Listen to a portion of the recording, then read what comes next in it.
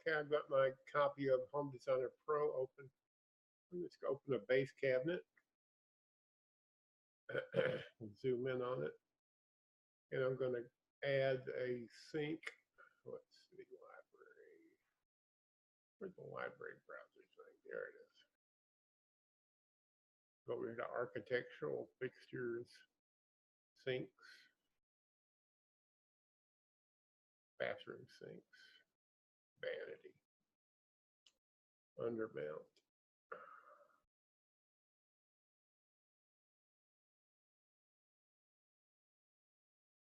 Sometime today would be nice. Okay,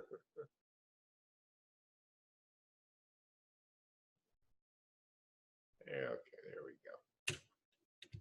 Now I'm going to open the dialog box on this cabinet and click on the front.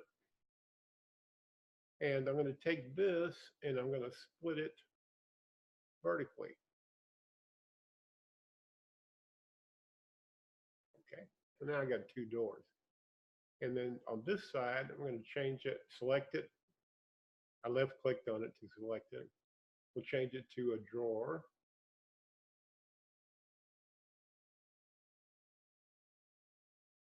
And this door here, I'm going to swing it to the other side, auto left. Now this, I'm going to, again, click on that and split horizontally. Okay. And then click here and split horizontally. And this, I'm going to make it a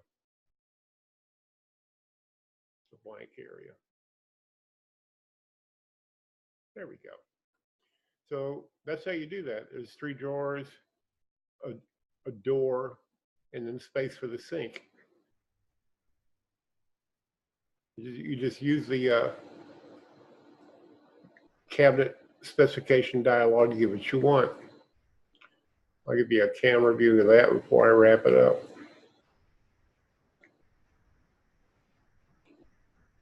There you go. Hope this helps you. Thanks for watching.